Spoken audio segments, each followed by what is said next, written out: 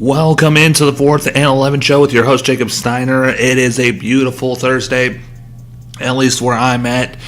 Hope that y'all are having a good Thursday as well, as we start off the show with a little happy birthday announcement to Gale Sayers, one of the great Kansas legends.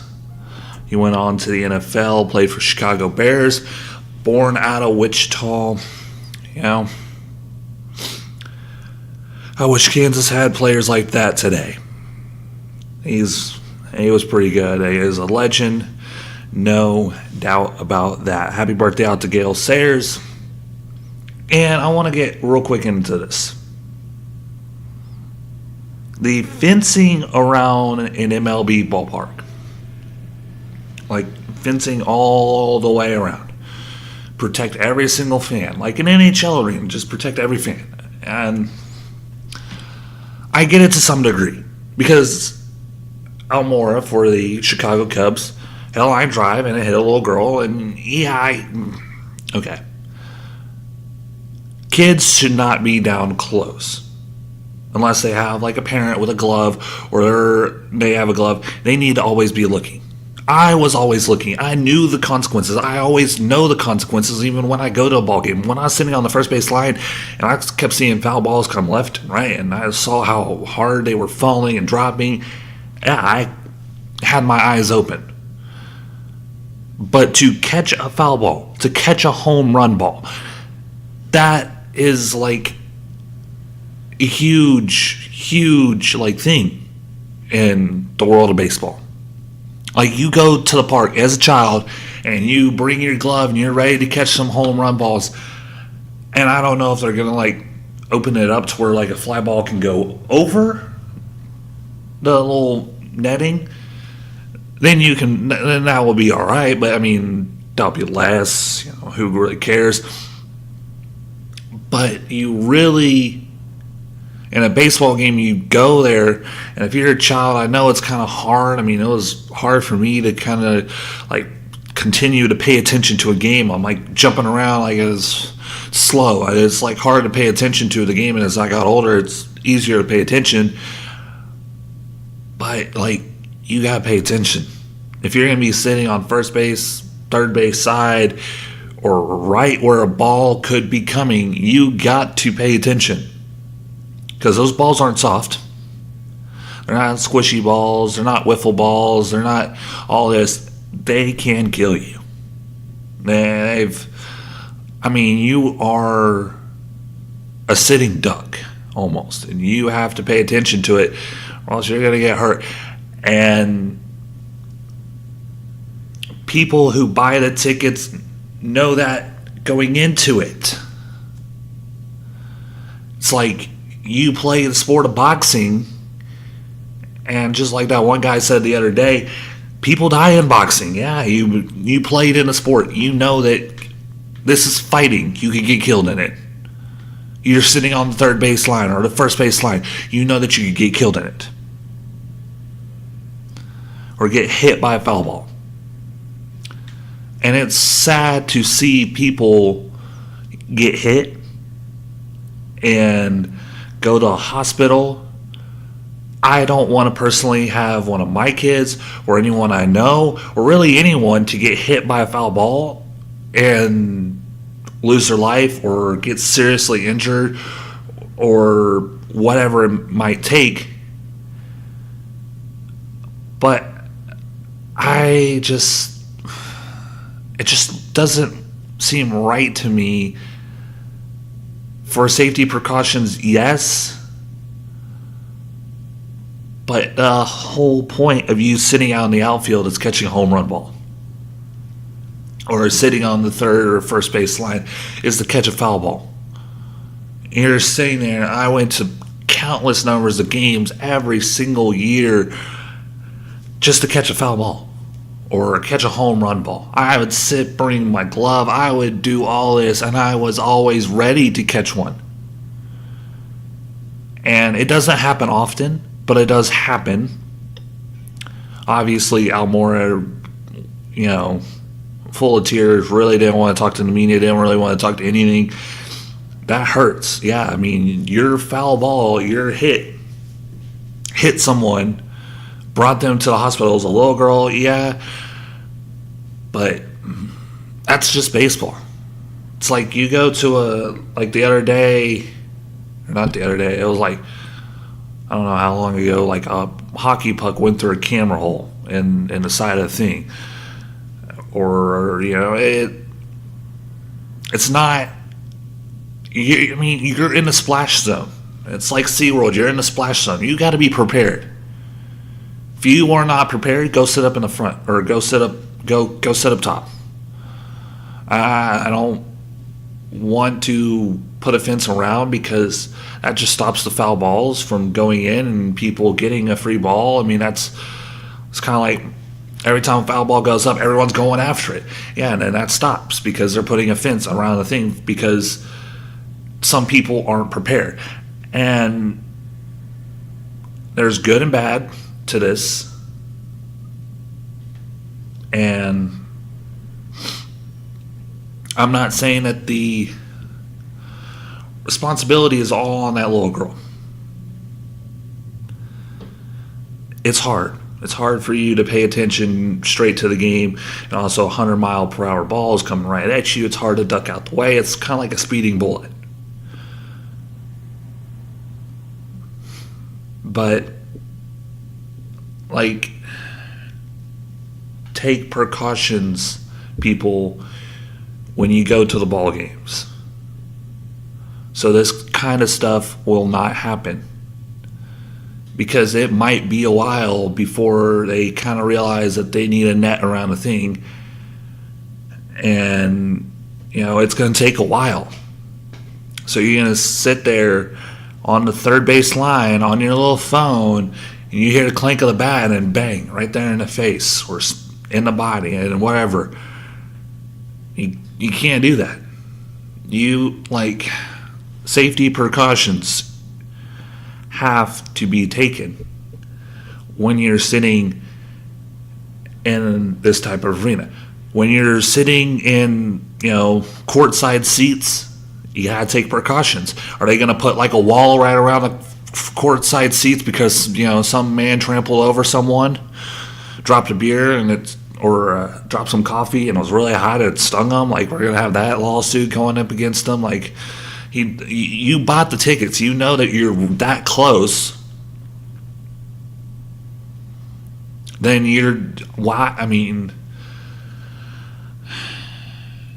you have to take safety precautions.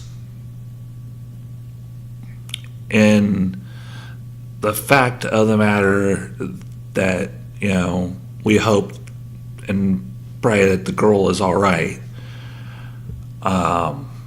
It hurts. Yeah. I've been pegged with the ball. I've been pegged with a 100-mile-per-hour ball. I've been pegged, not in the face. Dear God, I hope not in the face, because I would just be gone. But, it hurts. But as a fan and as a person trying not to have this happen again, you got to take precautions. You can't just sit there on the third base line just on your phone or looking over to the side making out with your boyfriend or whatever. You can't do that. You have to pay attention to the ball game. And there was not, I didn't see the video of the ball hitting the girl. I think it was pretty gruesome that they didn't want to show it on TV. But, I don't know who was around, if it was hard hit ball to dad, or mom couldn't save it, or someone else couldn't save it. I don't know the whole circumstance. But just that the girl went to the hospital and it was a foul ball, and it hurts to see this happen. Because baseball is a friendly sport. It's not like football or basketball or hockey, to which there's countless numbers of hits and fights and all this. It's a peaceful sport. But because people don't take precautions sometimes, or a huge just mishap of something really quick, just a swing of the bat, it hurts.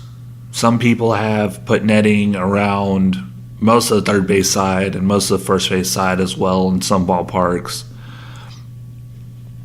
But it stings to know that some of this stuff happens as a baseball fan. You try to prevent it, but I mean, when you're playing baseball, you're trying to hit that ball. You're not really, I mean, you don't want to, you have that mindset of you don't want to hit anyone. Like, yeah, it would be great if I don't hit anyone. It's kind of like golf. You don't want to break a window when you're driving the ball down the fairway. You have that in your mindset, but you're just trying to hit the ball down the fairway. You're trying to hit that ball in the outfield. You're trying to do all that. You're not really caring too much about where it goes. So I hope the girl's all right. And I mean, I'm pretty sure Alvin Amora, or I think that's his, Almora is his last name. I know that for sure. Is definitely going to most likely pay some respects. Obviously, I don't know if he did last night, but the Cubs had to go, catch a flight out of that game. But we are, I mean, in a state, I mean, this has been this way for years, like all the way to the 1900s, that there's not been a netting right there because, you want to catch foul balls and you want to do all this. And the alarming rate of people getting hit is astounding because people in the 1900s didn't have too many distractions. They were always constantly watching the baseball game, and they were prepared. So we need some safety precautions. We need some safety rules. We need people to realize that they're on the front row. Balls are flying at 100 miles per hour. You cannot be not looking at the ball game. And there's consequences. There's always something when you get on that first base line.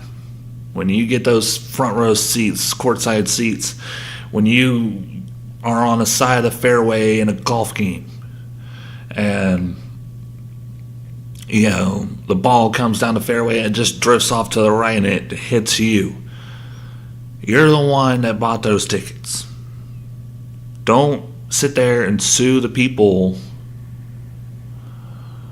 for your actions. Don't. Yeah, we need this and yeah, we need that. But there was also a need to be in the people's minds of you're sitting right next to the action. You're on the splash zone. You're right there. It's awesome. Yeah, you're right next to the people. You could, easily just reach out and touch a player. But it's not music to my ears. It's not music to anyone's ears to hear some of these stories of a person dying or a person getting, put to the hospital or something. And I hope these players or people are scarred for life. I want, that person that, got hit in the face, or plenty of people that have all got hit in the face, not to realize, I hate baseball because, this happened. No, because it's a random experience. It's not, hit on purpose.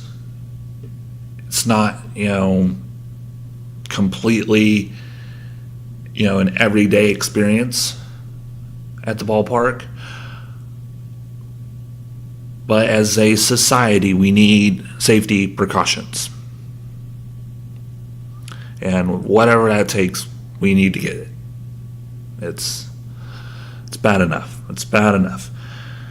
But speaking of fans in the long run, the Warriors and Raptors start game 1 tonight.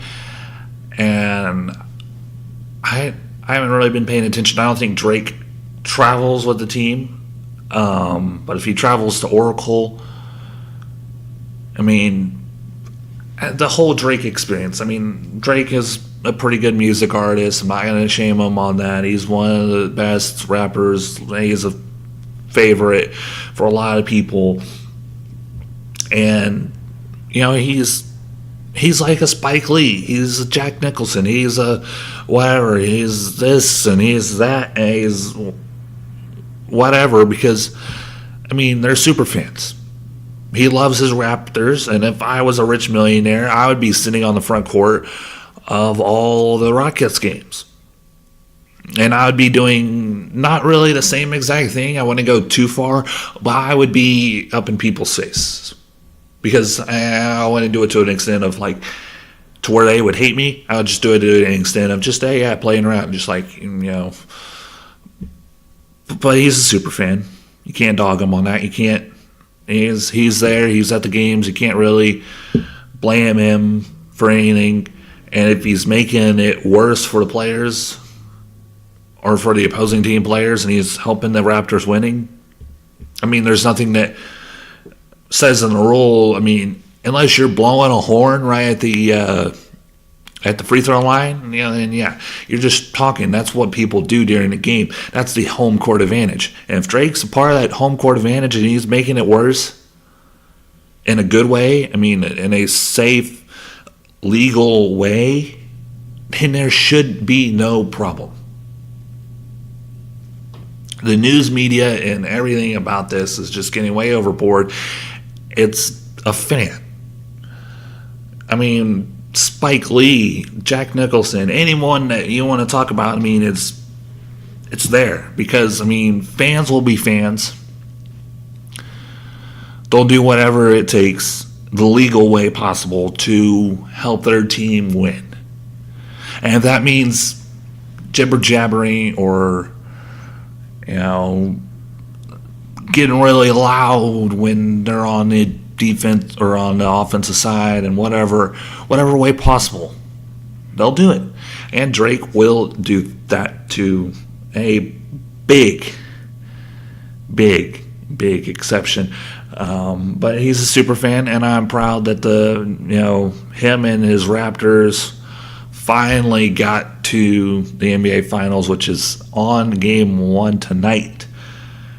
And also, DeMarcus Cousins cleared, activated for game 1. Kevin Durant is not, and that is a huge bummer for the Toronto Raptors. But I mean, Marcus Gasol can. I'm pretty sure Marcus Gasol can handle him a little bit. But it's like DeMarcus Cousins is another guy, if he's healthy and he's playing well, and you know he's another guy that we all know that can get a 20 and 10. And I mean, if he just adds on to the other Steph Curry and Klay Thompson numbers that they've been putting up over the last few weeks, then the Raptors are gone. Because the Raptors, I mean, Kyle Lowry we know can't keep up with them. Marc Gasol we know can't keep up with them on the offensive side. Pascal Siakam, he's a young guy. He's going to, miss the ball. They're going to need someone. Then I mean, they're going to need someone if DeMarcus Cousins plays well to win. Because Fred VanVleet, he can score, but he's not, going to be the main guy. Pascal Siakam, he can score, but he's not going to be the main guy. Kawhi Leonard, we all know he can score. I mean, who else? Danny Green's, he's kind of got cold, but he's pretty good in the NBA Finals. We all remember it from the Miami Heat days, or from the San Antonio Spurs versus Miami Heat days. We all know that, I mean, he can score, but scoring's going to have to come. There's going to have to be scoring because the Raptors, the whole mindset of, you know, Raptors versus Warriors. Warriors are more of an offensive team. Raptors are more of a defensive team. So if you're going to be a defensive team, you got to be a defensive team. You're going to have to play better defense. You can't let them score over 100 because, golly me, we all know that the Raptors struggle in the playoffs. They haven't really scored over 100 or 110 points in the playoffs that very many times. So, Raptors and Warriors, game 1. I want the Raptors, but I'm pretty sure the Warriors are going to win. I am 98% sure that the Warriors are going to win game 1 because it's in Oracle Arena. At least I'm pretty sure. Like, why would it not be? Why? I've completely, don't know why, I have not remembered where this game is. It's on ABC. I don't know. It's in Toronto. I should have known that. But it is going to be loud. It's going to be crazy. But Toronto, actually, let me, because I didn't know that it was first game in Toronto. I should have known that before we got into this. The Toronto Raptors need to win game 3 or 4. They need to win one of the road games. Well, let's just make that clear. No matter what game it is, game 3, 4, 6, 7, 9, or whatever, I don't care which game it is. They need to win one on the road. They can't go to game 7 against the Raptors or against the Warriors. They have to win a game or on the road. They have to. They have to. So the Warriors are going to come out and, we'll see what happens with them because the Warriors are a pretty great team, road or home. They have great players. DeMarcus Cousins is going to come out and he's going to try to win. Maybe, he's going to try to do too much, and that's advantage Raptors because we all know DeMarcus Cousins does a little too much. He's one of those players. I mean, he tries. We saw that Kevin Durant last year, or Kevin Durant was just trying to do too much ISO for himself, and he forgot about the team ball, and the Rockets got back in that series, and it looked like the Rockets were going to win that. But for Toronto, they're going to need to score buckets in a big way. They're going to need to find someone that can score and score a lot of buckets. But we will see. It's going to be an interesting game on the ABC at 8 o'clock tonight. Toronto is favored by 1. So we'll see what happens in that one. It's going to be an interesting final. A lot of people have dogged on it, said it's going to be a sweep by the Warriors or it's going to be in 5 by the Warriors. But I have more praise in the Raptors than a lot of other people do. I know that they've struggled in the fact of the matter that, they're not a Warriors and Kyle Lowry hasn't been playing that well in the playoffs.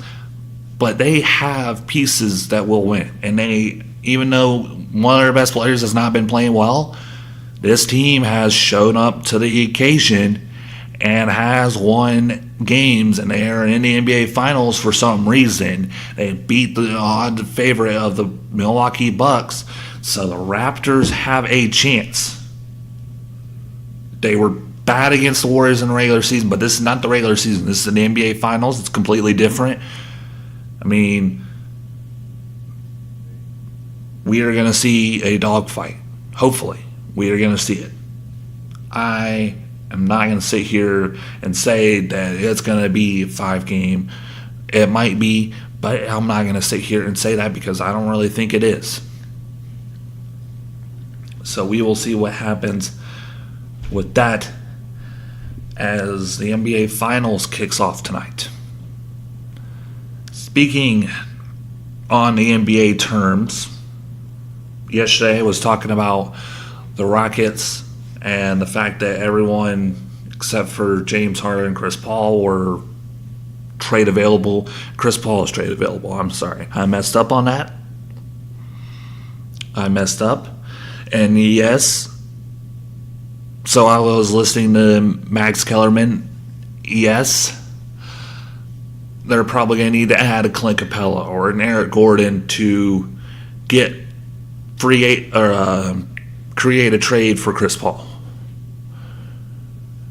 to open up cap space. But they're going to need someone back. They're really going to need someone back. But you have to. You got to know. We saw this 2-3 years ago, last year with the Rockets. You have to know. When you get rid of people or you let people go, key pieces that that you can afford, but you don't want to afford because you want to go after a big piece. We saw this with Chris Bosh. We saw this with LeBron James. We saw this with Carmelo Anthony. We saw this with Dwight Howard. Even though Dwight Howard came, even though Carmelo Anthony came later on, not when we needed him. We saw this a lot of times. Even Kevin Love, even all these other guys that we've tried to trade for. If you're a Houston Rockets person, you know exactly what I'm talking about. You have to know that they want to come to your team. You have to know, because if you don't know quite exactly that they want to come to your team, you're just giving away good pieces and not getting anything in return. So the Rockets need to know that Paul George was there. You have to know that a Kevin Love or a Jimmy Butler or a Kawhi Leonard is coming to your team before you go ahead and just say, I need to get rid of CP3 and Clint Capella, 2 good pieces, 2 good assets to my team. These are assets that I clearly need to make the finals, and I'm going to trade them and hope that I get someone back in free agency, because it's not certain that you are. And I really hope that you're smart enough to know that after all the other mistakes. You got rid of Trevor Ariza. He was a huge piece. But you got Carmelo Anthony, and look how that turned out. You didn't get LeBron James. Look how that turned out. You didn't get Chris Bosh. Look how that turned out. You've made it to the Western Conference Finals in the past 5 years twice. You made it to the playoffs every year since James Harden got there. But the fact of the matter is that you have to pay attention. Are you going to get a Jimmy Butler? Are you going to get a Kawhi Leonard? Are you going to get these other guys in here before you trade away Chris Paul or Clint Capella? Are you going to get these guys? That's the key. And that's, a big one. You have to do that. I am tired. I don't want you to trade Chris Paul and Clint Capella unless you know that Jimmy Butler and Kawhi Leonard or someone is going to come and play alongside James Harden. You have to know. It's a simple fact. It's a simple fact of a GM. Yeah, like LeBron James is like, do whatever you can to, come get me. Trade Chris Paul and Clint Capella to the Pelicans for Anthony Davis. Do it. That's a good pick. That's Pelicans. If that's what you want, then do it. Clint Capella's a pretty good player. Chris Paul, he goes back home to New Orleans. He plays with Zion Williamson. That's a new super team. Then you also have Chris Paul to mentor Zion Williamson, and you get an upgrade in your point guard in Drew Holiday. Then you come back, and Anthony Davis plays with James Harden. James Harden gets a player that he is in his timeline that he can win championships with. So, and he can throw up lobs with, and he can do all of this. Let's do it. Let's do it. So, Rockets, do something. If you know that you're going to get someone, Daryl Morey, I hope I don't have any problems with you this offseason doing whatever you have to do to win a championship. Hope that we don't get in the next season and have to talk about the Rockets not being as good as they were. But we will see. It's going to be a fun offseason. Summer starting soon. June coming soon. As the Friday show will be the last day in May. And we are ready for it. Ready for June. Ready for the NFL to come back. And college football to come back. I've been reading reports of all the college teams. I'm ready for it all to come back. I'm ready for cold weather because it's hot right now. It's awful. It's muggy. And living in Texas, it's humid. It's disgusting. But it's baseball time, and we will get into some baseball talk. And we will get into some Raptors-Warriors game 1 tomorrow. And we will get into the fact of the NHL. And I really didn't get to speak about this, but we will get all in that tomorrow. So this has been the 4th and 11th show. I am Jacob Steiner, signing off.